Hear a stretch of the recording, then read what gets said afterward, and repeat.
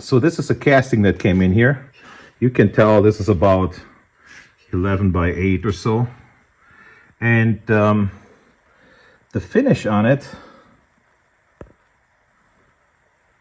used to be absolutely immaculate till at some point around here, like right there, the whole thing came out of the fixture. The cutter dug in and it screwed everything up. So a new casting has 12 weeks lead time. So what we're gonna do is we're gonna use some rock mount rod and weld this all back up, fill these two holes up. Then the guy can remachine it, Dynafile it on the outside, and put the holes new in, and it's gonna be as good as new. All right, so we're looking for some 1/16. I believe we have that in here somewhere. If we don't have it in here, then we're gonna go with 3/32. But we should have some 1/16 in here. Just to do that build up, that'll be absolutely sufficient. 3/32.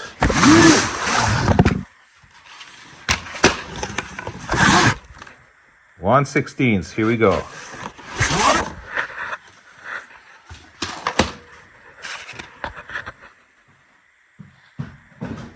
So this is the right stuff to do this casting here. For aluminum sheet, extrusions, pipe, and castings. So why do I like it so much? Because not only that it has a high strength, that is okay, maybe anodized, that doesn't apply in our case here, but what really happens is this stuff makes nice and hard deposits that machine really good. If you have to drill and tap threads, that's really what you want because it works so well. The machine we picked for today's battle is the HTP Invertig 251.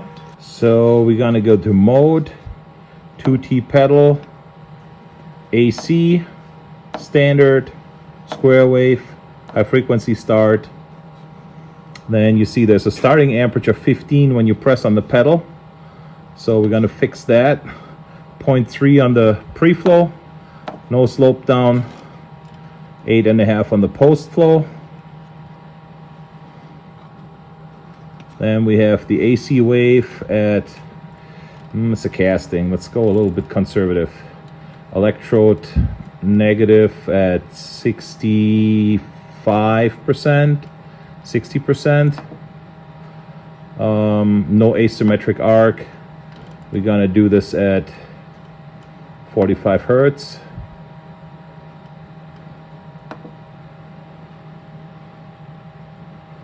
And hot start, zero crossing current, we're gonna leave that alone. Tungsten diameter, 3/32.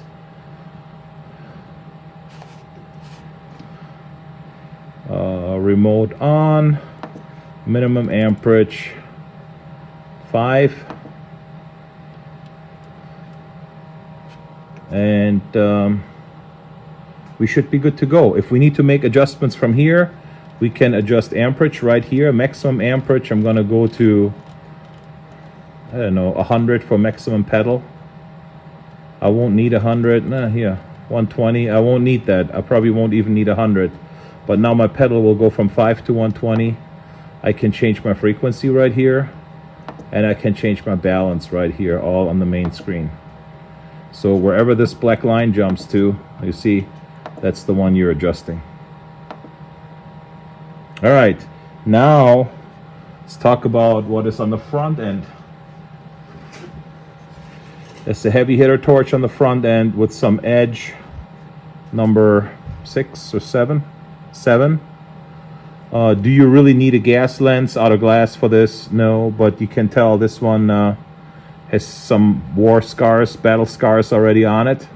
That's the one we're going to be using. It's going to work just fine, 100% argon.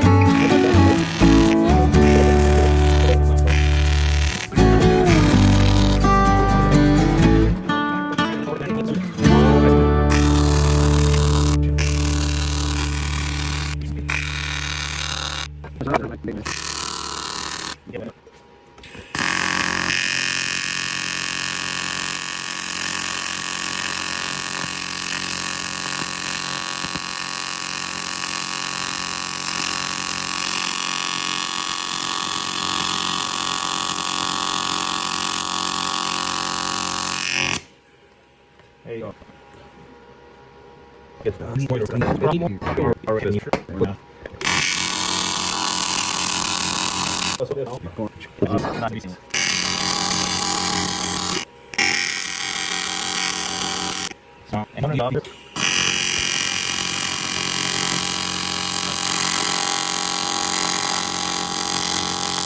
They're just part of the casting process.